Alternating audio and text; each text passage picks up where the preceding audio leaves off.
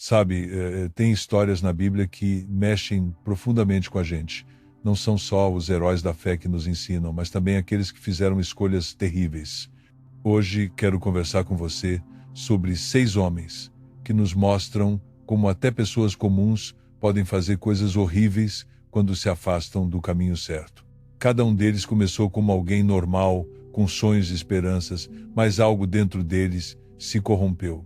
Vamos refletir juntos sobre essas vidas e o que podemos aprender com elas.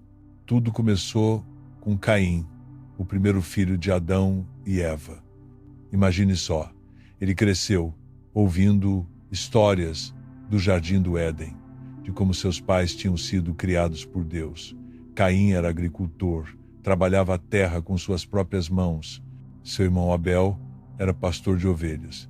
2 irmãos, 2 profissões diferentes, mas uma mesma família.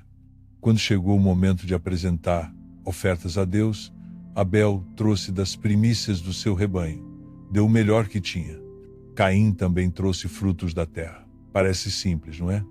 Mas algo estava errado no coração de Caim. Deus aceitou a oferta de Abel, mas não se agradou da oferta de Caim. Não era sobre o que eles trouxeram, mas sobre a atitude do coração. Você já sentiu aquela pontada de ciúme quando alguém próximo é elogiado e você não? Caim sentiu isso, mas deixou esse sentimento crescer e se transformar em algo muito pior. A Bíblia diz que o semblante de Caim descaiu. Deus até conversou com ele. Por que você está irritado? Se fizer o bem, não será aceito?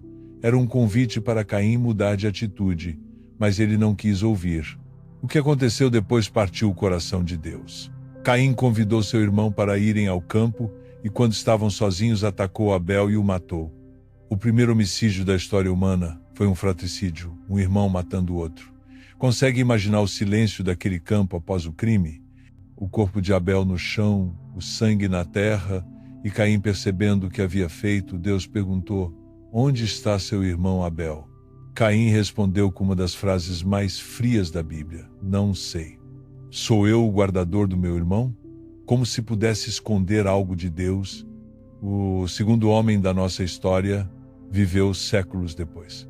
É o faraó do Êxodo, que escravizou o povo de Israel por décadas. Imagine governar o império mais poderoso da época e ainda assim temer um povo escravo. O medo o levou a ordenar trabalhos forçados ainda mais pesados. Quando isso não bastou, ordenou algo terrível. Todos os meninos hebreus recém-nascidos deveriam ser jogados no rio Nilo. Pense nas mães chorando por seus filhos, nos pais impotentes diante da crueldade. Um líder que deveria proteger usou seu poder para esmagar os indefesos. Quando Moisés, que foi salvo das águas por um milagre, voltou para libertar seu povo, o faraó endureceu seu coração. 10 vezes teve a oportunidade de fazer a coisa certa. 10 pragas devastadoras mostraram o poder de Deus. Mas a cada nova chance, o faraó voltava atrás em sua palavra. Você já conheceu alguém tão teimoso que prefere sofrer a admitir que está errado? O orgulho do faraó custou a vida dos primogênitos egípcios, inclusive seu próprio filho. E ainda assim, perseguiu os israelitas até o Mar Vermelho, onde seu exército foi destruído. O poder e o orgulho cegaram completamente. Nossa terceira história acontece quando o povo de Israel finalmente entrou na Terra Prometida. Após a impressionante vitória em Jericó, onde as muralhas caíram com o som de trombetas e gritos, Deus havia ordenado que todos os despojos fossem consagrados a ele. Nada deveria ser tomado para uso pessoal. Mas havia um homem chamado Acã, da tribo de Judá. Quando ninguém estava olhando, seus olhos pousaram sobre um belo manto babilônico, 200 moedas de prata e uma barra de ouro. A cobiça falou mais alto que a obediência. Acã escondeu aqueles tesouros debaixo de sua tenda, enterrando-os onde pensava que ninguém jamais encontraria. Mas você sabe como é, né? Não existe segredo diante de Deus. Por causa desse pecado oculto, Israel foi derrotado na batalha seguinte contra a pequena cidade de Ai. Homens morreram desnecessariamente. Quando Josué buscou a Deus em oração, prostrado por terra, o Senhor revelou que havia pecado no acampamento. Através de um processo de eliminação, tribo por tribo, família por família, A verdade veio à tona. Acã foi exposto diante de todo o povo. Meu filho, disse Josué a Acã, dê glória ao Senhor e confesse o que você fez. Finalmente Acã admitiu: é verdade, pequei contra o Senhor. Vi, cobicei e peguei. Uma confissão que veio tarde demais. O pecado que parecia tão secreto e pessoal havia afetado toda uma nação. Acã e sua família foram levados ao Vale de Acor, onde foram apedrejados, depois queimados junto com tudo que possuíam.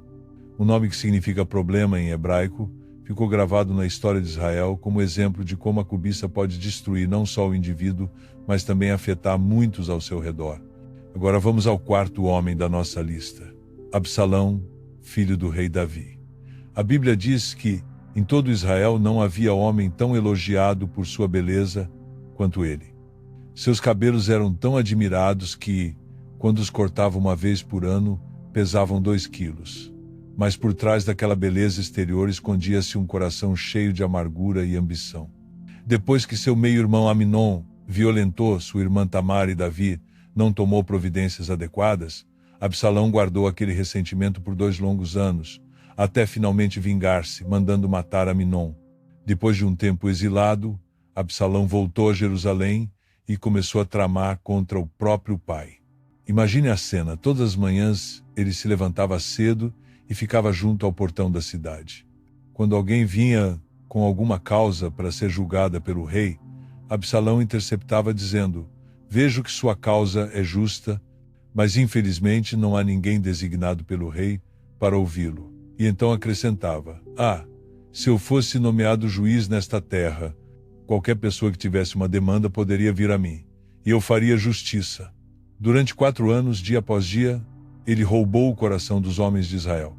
A traição chegou ao auge quando Absalão se autoproclamou rei em Hebrom. Levantou um exército contra o próprio pai, forçando Davi a fugir de Jerusalém a pé, chorando enquanto subia o Monte das Oliveiras. Você consegue imaginar a dor de um pai traído pelo filho amado? Mesmo em meio à rebelião, Davi ordenou a seus comandantes: tratem com brandura o jovem Absalão, por amor a mim. O amor paterno persistia apesar da traição. A história terminou quando, durante uma batalha na floresta de Efraim, os longos cabelos de Absalão ficaram presos nos galhos de um carvalho enquanto sua mula seguia adiante, deixando-o suspenso entre o céu e a terra. Joabe, general de Davi, ignorou as ordens do rei e atravessou o coração de Absalão com 3 dardos. Quando Davi recebeu a notícia, sua reação parte meu coração cada vez que leio. Meu filho Absalão, quem me dera ter morrido em seu lugar. Absalão, meu filho, é uma das lamentações mais dolorosas da Bíblia. A ambição e o ressentimento consumiram Absalão, transformando um príncipe de aparência majestosa em um traidor que morreu de maneira vergonhosa, enterrado sob um monte de pedras na floresta, longe das honras reais que tanto cobiçava. O 5º homem da nossa lista viveu durante o ministério de Jesus, Judas Iscariotes. Pense só, ele foi escolhido pessoalmente por Jesus depois de uma noite inteira de oração.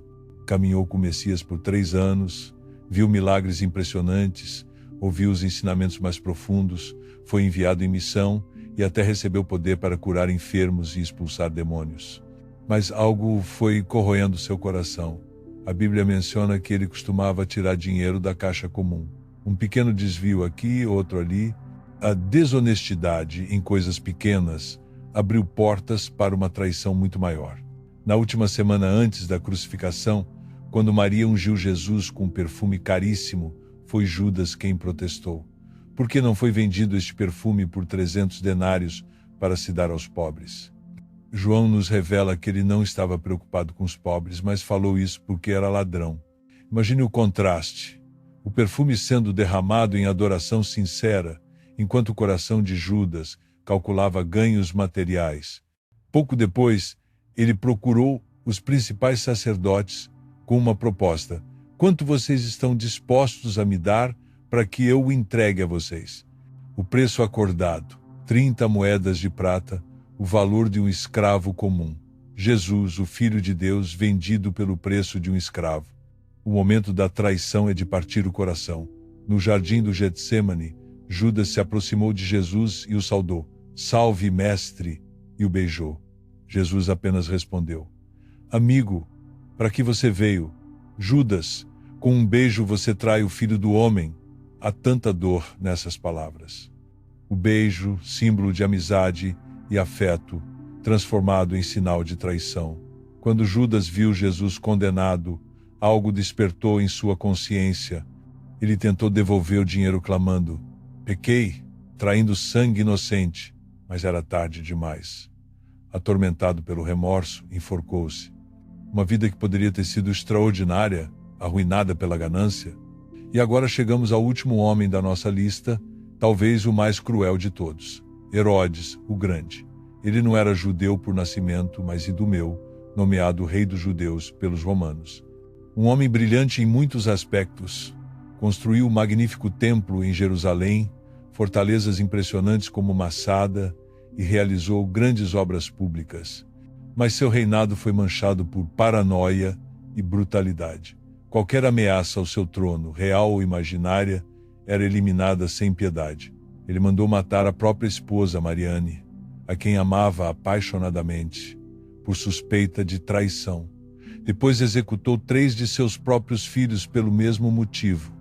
O imperador Augusto teria comentado: é melhor ser o porco de Herodes do que seu filho, um trocadilho cruel, já que os judeus não comiam carne de porco. Mas foi o que Herodes fez quando soube do nascimento de Jesus, que nos mostra a profundidade de sua maldade. Quando os magos do Oriente vieram procurando o recém-nascido rei dos judeus, o velho rei ficou perturbado. Consultou os sacerdotes sobre onde o Messias deveria nascer e enviou os magos a Belém com ordens para voltarem a informar-lo do paradeiro exato da criança, fingindo que também queria adorá-lo. Na verdade, planejava eliminar qualquer possível rival. Quando percebeu que os magos não retornariam, Herodes tomou uma decisão monstruosa. Mandou matar todos os meninos de Belém e arredores, de 2 anos para baixo. Consegue imaginar o horror daquela noite?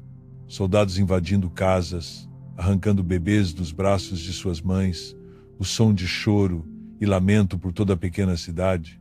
Mateus cita o profeta Jeremias.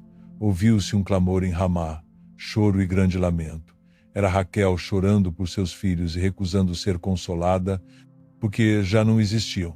Jesus escapou porque um anjo avisou José em sonho e a família fugiu para o Egito. Pouco depois, Herodes morreu de uma doença dolorosa, seu corpo apodrecendo ainda em vida. O que essas 6 histórias nos ensinam? Vemos como sentimentos comuns, inveja, orgulho, cobiça, ressentimento, ganância e medo, quando alimentados no coração, podem levar pessoas comuns a atos terríveis. Nenhum desses homens acordou um dia decidido a ser malvado. Foi um processo gradual de pequenas escolhas erradas que eventualmente os levaram a ações impensáveis. Como disse Tiago, cada um é tentado pelo próprio desejo, sendo por este arrastado e seduzido.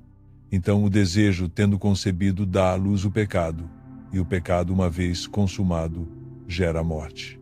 Mas sabe o que mais me impressiona? A Bíblia não esconde essas histórias. Mostra a humanidade como ela é, com todas as suas falhas. E isso me conforta, porque significa que Deus conhece nossa natureza, sabe do que somos capazes quando nos afastamos dele. Jesus veio exatamente para isso, para nos salvar de nossas piores inclinações, para nos oferecer um novo coração. Como diz Ezequiel: darei a vocês um coração novo e porei um espírito novo em vocês. Tirarei de vocês o coração de pedra e lhes darei um coração de carne. Quando olho para essas histórias, me pergunto: que pequenas sementes estou permitindo crescer em meu coração hoje? Que ressentimentos estou alimentando? Que ambições estão dirigindo minhas escolhas? É assustador pensar que todos temos o potencial para o mal dentro de nós, mas também é libertador saber que podemos escolher um caminho diferente. Cada dia é uma nova oportunidade para examinarmos nosso coração, confessarmos nossos pecados e permitirmos que Deus nos transforme. Não somos definidos por nossos piores momentos ou impulsos, mas pelas escolhas que fazemos diante deles. Se essa história tocou seu coração como tocou o meu, deixa um like carinhoso para me animar a continuar. Se inscreva no nosso canal para não perder as próximas histórias que vão alimentar sua alma. E me conta aqui nos comentários qual parte dessa história mais mexeu com você. Fico esperando sua resposta. Que Deus abençoe grandemente sua vida.